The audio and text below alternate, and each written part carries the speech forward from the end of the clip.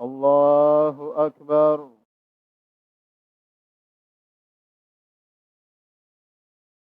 الله أكبر. الله أكبر. الله أكبر. الله أكبر.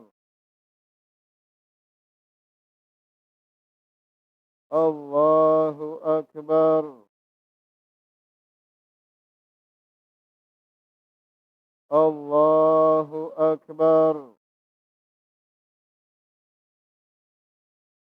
الله أكبر.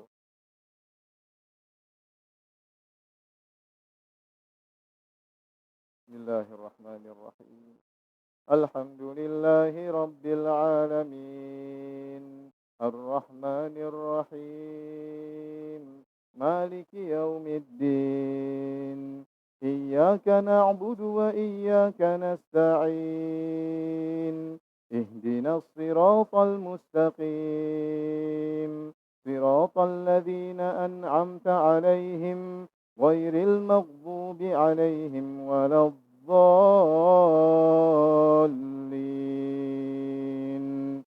آمين. أولم يعلموا أن الله يبسط الرزق لمن يشاء ويقدر، إن في ذلك لآيات لقوم يؤمنون. قل يا عبادي الذين أسرفوا على أنفسهم لا تقنطوا من رحمة الله، إن الله يغفر الذنوب جميعا، إنه هو الغفور الرحيم. وأنيبوا إلى ربكم وأسلموا له من قبل أن يأتيكم العذاب ثم لا تنصرون. واتبعوا أحسن ما أنزل إليكم من ربكم من قبل أن يأتيكم العذاب بغتة وأنتم لا تشعرون. أن تقول نفس يا حسرة على ما فرطت في جنب الله وإن كنت لمن الساخرين. أو تقول لو أن الله هداني لكنت من المتقين. أو تقول حين ترى العذاب لو أن لي كرة فأكون من المحسنين. بلى قد جاءتك آياتي فكذبت بها واستكبرت وكنت من الكافرين. ويوم القيامة ترى الذين كذبوا على الله وجوههم مسودة، أليس في جهنم مثوى للمتكبرين. وينجي الله الذين اتقوا بمفازتهم لا يمسهم السوء ولا هم يحزنون. الله خالق كل شيء وهو على كل شيء وكيل. له مقاليد السماوات والأرض، والذين كفروا بآيات الله أولئك هم الخاسرون. قل أفغير الله تأمروني أعبد أيها الجاهلون. ولقد أوحي إليك وإلى الذين من قبلك لئن أشركت ليحبطن عملك ولتكونن من الخاسرين. بل الله فاعبد وكن من الشاكرين. وما قدروا الله حق قدره والأرض جميعا قبضته يوم القيامة والسماوات مطويات بيمينه سبحانه وتعالى سبحانه وتعالى عما يشركون. الله أكبر.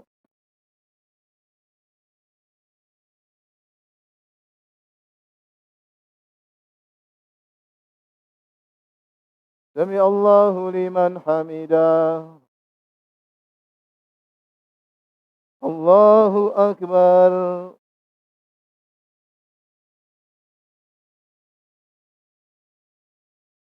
الله أكبر. الله أكبر.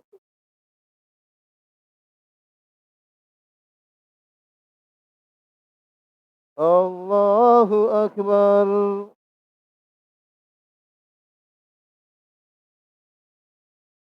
الله أكبر. الله أكبر. الله أكبر. الله أكبر. الله أكبر. بسم الله الرحمن الرحيم. الحمد لله رب العالمين الرحمن الرحيم مالك يوم الدين إياك نعبد وإياك نستعين اهدنا الصراط المستقيم صراط الذين أنعمت عليهم غير المغضوب عليهم ولا الضالين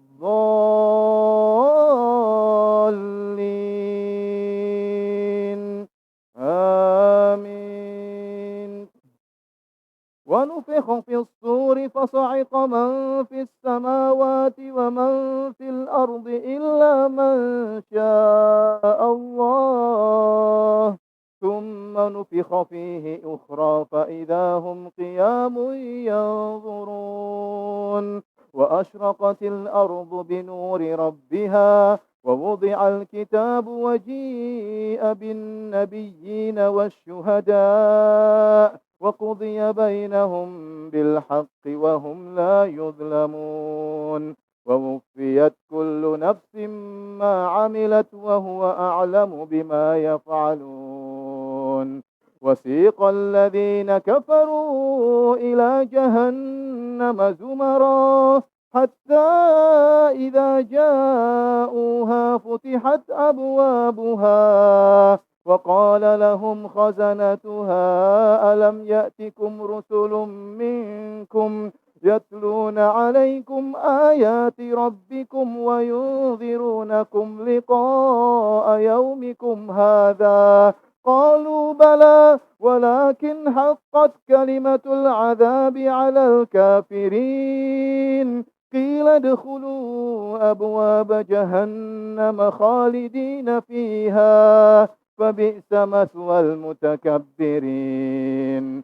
وسيق الذين اتقوا ربهم إلى الجنة زمرا حتى إذا جاءوها وفتحت أبوابها وقال لهم خزنتها سلام عليكم طبتم فادخلوها خالدين وقالوا الحمد لله الذي صدقنا وعده وأورثنا الأرض نتبوأ من الجنة حيث نشاء فنعم أجر العاملين. وترى الملائكة حافين من حول العرش يسبحون بحمد ربهم وقضي بينهم بالحق وقيل الحمد لله رب العالمين. الله أكبر.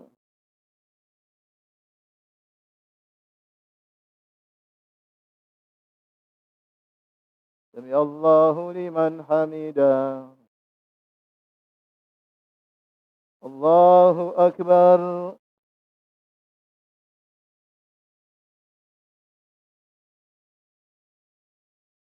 الله أكبر. الله أكبر.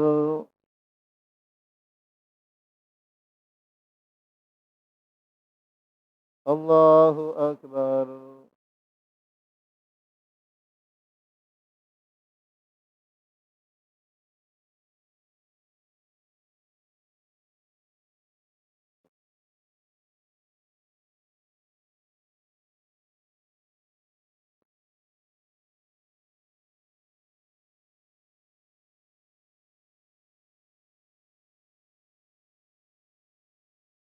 السلام عليكم ورحمة الله. السلام عليكم ورحمة الله.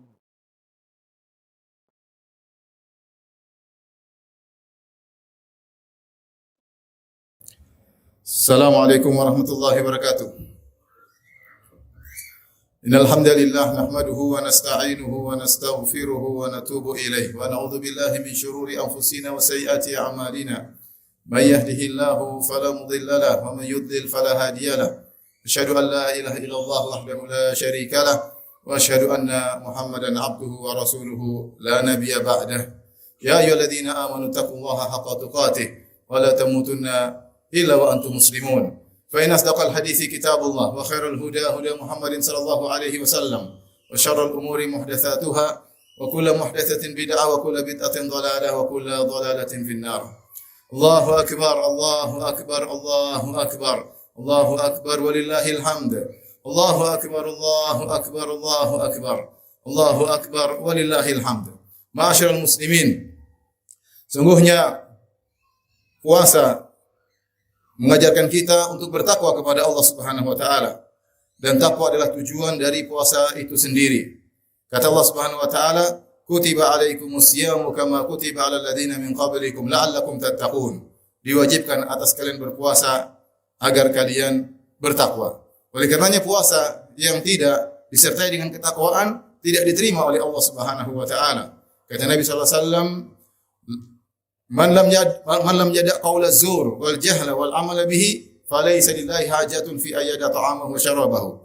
Barang siapa ketika berpuasa tidak meninggalkan perkataan dusta, kemaksiatan, maka Allah tidak perlu dengan laparnya dan dahaganya. Kata Nabi sallallahu alaihi wasallam, rubba sha'imin laisa lahu min siyamihi ilal ju' wal atash. Betapa banyak orang berpuasa dia tidak meraih dari puasanya kecuali hanya lapar dan dahaga. Oleh karenanya, seorang jika dia berpuasa dia telah meraih ketakwaan, maka puasanya berhasil. Sekarang kita sudah masuk di bulan Syawal. Kita tahu di bulan Ramadan bulan spesial. Setan-setan dibelenggu oleh Allah Subhanahu wa taala. Pahala dilipat gandakan. Pintu-pintu langit terbuka. Kemudian semangat memotivasi kita untuk beribadah kepada Allah Subhanahu wa taala. Namun semua itu sekarang sudah berakhir. Kita masuk pada bulan Syawal, di mana setan-setan berkeliaran kembali seperti semula. Maka ketakwaan yang sudah kita raih di bulan Ramadan hendaknya kita bawa dalam kehidupan kita sampai bertemu dengan Ramadan berikutnya. Apa nilai-nilai ketakwaan yang diajarkan oleh puasa? Banyak nilai-nilai ketakwaan tersebut.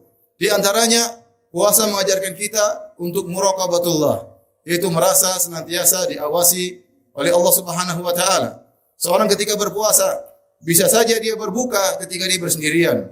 Dia bisa minum, dia bisa makan, dia bisa berhubungan dengan istrinya tanpa ada yang melihat. Tetapi dia yakin Allah melihat apa yang dia lakukan. Itu yang disebut dengan muraqabatullah. Ini harus kita hadirkan terutama di zaman sekarang ini. Tatkala seorang bersendirian, tatkala dia di dalam kamarnya, tatkala dia jauh dari istrinya, tatkala dia bersafar ke luar negeri, maka dia harus tahu bahwasanya Allah Maha melihat apa yang dia lakukan. Allah Maha melihat apa yang dia lihat, Allah Maha melihat apa yang dia dengar. Maka dia selalu hadirkan dalam dirinya bahwasanya di antara nama Allah adalah Ar-Raqib, yaitu yang senantiasa mengawasi apa yang kita lakukan. Kemudian di antara ketakwaan yang diajarkan oleh puasa adalah ikhlas kepada Allah Subhanahu wa taala. Dalam hadis Nabi menyampaikan, hadis qudsi, Allah Subhanahu wa taala berfirman, "Kullu amali ibni Adam lahu illa shiyam." Sungguhnya seluruh amalan anak Adam adalah untuknya kecuali puasa. Fa innahu li, puasalah untukku, wa ana ajzi bihi, dan aku akan membalas. di antara tafsiran para ulama adalah kenapa Allah mengkhususkan puasa. Kata Allah, puasa adalah milikku karena puasa mengajarkan keikhlasan. Artinya apa? Ibadah-ibadah yang lain jika dikerjakan dilihat. Orang sedang bersolat, maka terlihat gerakannya. Orang sedang berumrah atau berhaji, kelihatan ihramnya. Orang sedang bersedekah, dia menjulurkan tangannya untuk bersedekah. Orang sedang baca Quran, terlihat dia membuka mushaf atau mulutnya bergerak. Tetapi puasa tidak kelihatan. Dia berpuasa, tidak makan, tidak minum karena Allah, tidak ada yang tahu. Ya, sehingga dia lebih ikhlas kepada Allah Subhanahu wa taala. Ya. Kecuali dia mengabarkan kepada orang lain bahwasanya saya sedang berpuasa. Maka puasa mengajarkan kepada kita untuk ikhlas kepada Allah Subhanahu wa taala, bahwasanya cukup Allah yang tahu amalan kita. Tidak perlu kita share, tidak perlu kita publish agar semua orang tahu bahwasanya kita sudah beramal soleh. Semakin amal soleh tersembunyi, tidak ada yang tahu, semakin pahalanya besar di sisi Allah Subhanahu wa taala. Percuma amalan sebesar apapun, seletih apapun, sebanyak apapun uang yang kita keluarkan, kalau kita hanya mencari pujian manusia, pengakuan manusia, hanya cari pencitraan, maka amalan tersebut akan hilang sia-sia, sirna, ibarat debu yang berterbangan, tidak ada nilainya. Di antara nilai ketakwaan yang diajarkan oleh puasa, puasa mengajarkan kita untuk peka kepada orang-orang yang susah. Ketika kita berpuasa, apalagi sambil beraktivitas, sambil bekerja, kita rasakan dahaga, kita rasakan kelaparan, ya. Sehingga kita tahu bagaimana orang yang lapar, orang yang dahaga, orang yang haus, kita tahu rasa mereka. Dengan demikian seharusnya kita peka terhadap mereka. Demikian juga kita tahu, dengan puasa kita menahan syahwat. Biasanya kita bisa berhubungan dengan istri, tidak bisa di siang hari. Ya, dan itu adalah perkara yang sulit. Oleh karena kita tahu bagaimana orang-orang, para pemuda yang mereka belum bisa menikah, menahan syahwat mereka. Hendaknya kita peka kepada mereka, memudahkan mereka untuk menikah agar mereka bisa menyalurkan syahwat mereka sesuai dengan perintah Allah Subhanahu wa taala. Maka puasa mengajarkan kita untuk bersikap sosial, peka terhadap sekitar kita. Dengan mudah kita mengulurkan tangan kita untuk membantu orang-orang susah karena ditahu bagaimana rasanya lapar dan rasanya dahaga. Kemudian di antara nilai ketakwaan yang diajarkan oleh puasa, puasa melatih diri kita meninggalkan sesuatu yang halal karena Allah Subhanahu wa taala. Nah, kalau satu yang halal bisa kita tinggalkan karena Allah, bagaimana lagi dengan yang haram? Di siang hari, asalnya kita boleh makan. Asalnya kita boleh makan dengan makan apa saja. Kita boleh minum dengan minuman yang segar, yang dingin, yang menyenangkan. Tapi di siang hari bolong, kita tidak melakukannya. Kenapa? Karena Allah memerintahkan hal tersebut. Kita bisa menggauli istri kita, tapi kita tidak melakukannya. Padahal perkara-perkara yang halal bisa kita tinggalkan karena Allah Subhanahu wa taala. Apalagi perkara-perkara yang jelas-jelas haram. Oleh karenanya setelah Allah menyebutkan dalam surat Al-Baqarah tentang ayat-ayat puasa, kemudian Allah ikutkan setelah itu tentang larangan makan yang haram. Kata Allah Subhanahu wa taala, "Wala ta'kulu amwalakum bainakum bil batili wa tudlu biha ila al-hukami litakulu fariqan min amwalin nas bil itsmi wa antum ta'lamun." Setelah Allah sebutkan ayat puasa, kata Allah, janganlah kalian memakan harta sebagian kalian, saudara kalian, dengan cara yang batil, dengan cara yang haram, atau kalian mengangkat perkara kalian ke penguasa, ke pemerintah. Padahal kalian tahu kalian salah. Dengan berbackingan kepada penguasa, lantas kalian mengambil harta saudara kalian dengan cara yang haram. Oleh karenanya puasa melatih kita. Kalau kita bisa meninggalkan perkara yang halal karena Allah, apalagi perkara yang haram. Dan saat ini kita sangat butuh untuk kuat dalam meninggalkan perkara-perkara yang haram. Betapa banyak perkara-perkara haram ada di sekitar kita. Terkait dengan pandangan kita, terkait dengan lisan kita, terkait dengan pendengaran kita, terkait dengan apa yang kita makan hasil kerjaan kita. Seorang bertakwa kepada Allah Subhanahu wa taala, puasa mengajarkan dia untuk meninggalkan perkara-perkara yang haram. Di antara nilai ketakwaan yang diajarkan oleh puasa yaitu kebersamaan. Kebersamaan yang sangat kita butuhkan di saat-saat ini. Kebersamaan kaum muslimin kompak di antara mereka. Lihatlah bagaimana Nabi sallallahu alaihi wasallam mengatakan, "As-saumu yauma yasumun nas, wal fitru yauma yuftirun nas." Puasa adalah di mana manusia semua sedang berpuasa. Dan namanya lebaran, yaitu kalau semua orang lebaran. Rasulullah SAW mengajarkan agar puasa dan berlebaran berbarengan, bersama-sama, untuk mengajarkan kesatuan di antara kaum muslimin. Lihatlah bagaimana solat malam yang seharusnya dikerjakan di akhir malam. Tetapi Rasulullah SAW majukan, Rasulullah SAW kerjakan, Sallallahu Alaihi Wasallam kerjakan di awal malam. Solat tarawih, buat apa? Agar kaum muslimin bisa bareng-bareng solat bersama, bersatu. Padahal waktu yang paling utama adalah sepertiga malam yang terakhir. Tidaklah demikian kecuali karena puasa mengajarkan kita untuk bersatu karena Allah Subhanahu wa taala. Kita hidup di zaman di sana banyak orang-orang yang ingin kaum muslimin tercerai-berai, terpecah belah, saling gontok-gontokan. baik musuh dari luar maupun musuh dari dalam, baik kalangan orang-orang kafir maupun orang-orang munafik yang ingin kaum muslimin tercerai-berai. Maka janganlah kita terprovokasi. Ingat, persatuan kesatuan adalah harga mati di antara kaum muslimin. Maka jangan sempat terprovokasi, jangan sampai kita pun tercerai-berai, akhirnya hilang, kita pun jadi gentar, hilang kekuatan kita. Kata Allah Subhanahu wa taala, "Wala tanaza'u fatafshalu wa tadhhabu rihukum wasbiru innallaha ma'as sabirin." Janganlah kalian saling bergontok-gontokan, maka kalian akan menjadi gentar dan akan hilang kekuatan kalian. Bersabarlah, sungguhnya Allah bersama orang-orang yang sabar. Aqulu qouli hadza, astaghfirullah li wa lakum wa lisal muslimin min kulli dhanbin wa khati'ah fastaghfiruhu innahu huwal ghafurur rahim.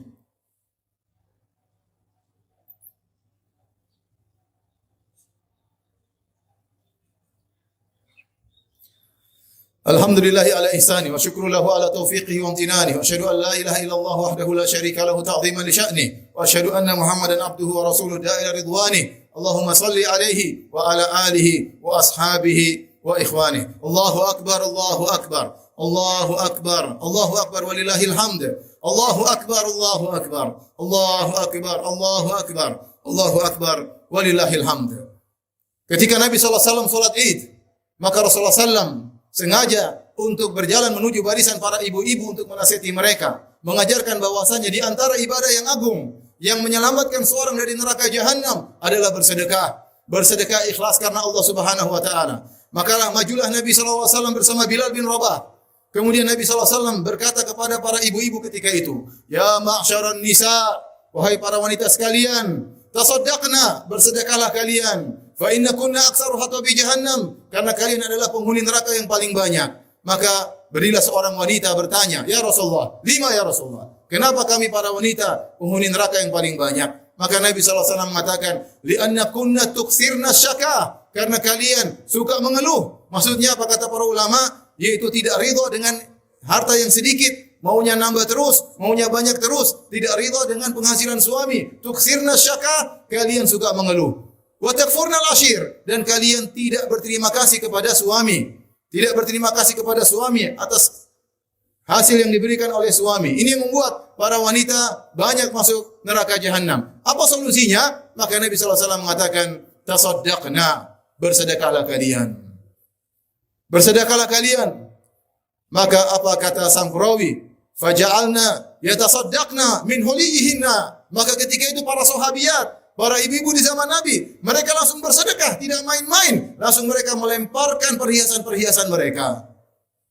Yulqina fi thawbi Bilal min aqritatihinna wa khawatimihinna. Maka mereka pun melempar ke baju Bilal yang Bilal bentangkan dari anting-anting mereka dan cincin-cincin mereka, karena mereka ingin selamat dari neraka jahanam. Oleh karenanya, ma'asyiral muslimin, di saat ini adalah kesempatan yang baik bagi kita untuk banyak bersedekah pada kerabat, pada orang-orang susah. Semoga sedekah tersebut menyelamatkan kita dari neraka jahanam. Inna Allaha malaikatahu yusalluna 'alan nabi, ya ayyuhalladzina amanu sallu 'alaihi wa sallimu taslima. Allahumma salli 'ala Muhammad wa 'ala ali Muhammad kama shallaita 'ala Ibrahim wa 'ala ali Ibrahim innaka Hamidum Majid. Wa barik 'ala Muhammad wa 'ala ali Muhammad kama barakta 'ala Ibrahim wa 'ala ali Ibrahim innaka Hamidum Majid. Allahumma inna nad'uka بأسمائك الحسنى ونتوسل بصفاتك الأولى فأجب دعاءنا يا حي يا قيوم برحمتك أستغيث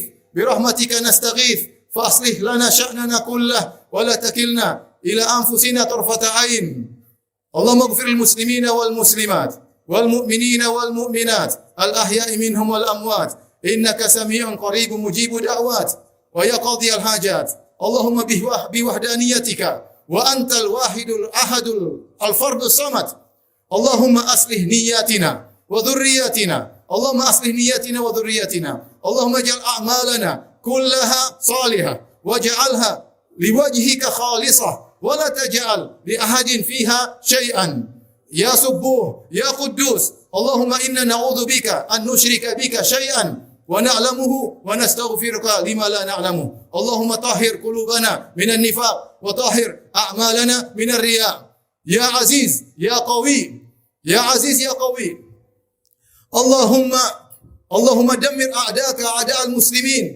اللهم دمر أعداءك أعداء المسلمين اللهم أعز الإسلام والمسلمين وأذل الشرك والمشركين ودمر أعداءك أعداء الدين يا رب العالمين اللهم اجعل بلدنا مطمئنا رخاء اللهم اجعل هذا البلد مطمئنا رخاء وسائر بلاد المسلمين اللهم آمنا في أوطاننا اللهم آمنا في أوطاننا واجعل أئمتنا وأصلح أئمتنا وولاة أمورنا اللهم آمنا في أوطاننا وأصلح أئمتنا وولاة أمورنا واجعل ولايتنا في من خافك واتقاك يا رب العالمين اللهم سبحانك أنت العلي الأعلى المتعال اللهم نسألك الفردوس الأعلى من الجنة اللهم نسألك الفردوس الأعلى من الجنة اللهم اجمعنا ووالدينا في الفردوس الأعلى من الجنة اللهم اغفر لنا ووالدينا وارحمهم كما ربونا صغارا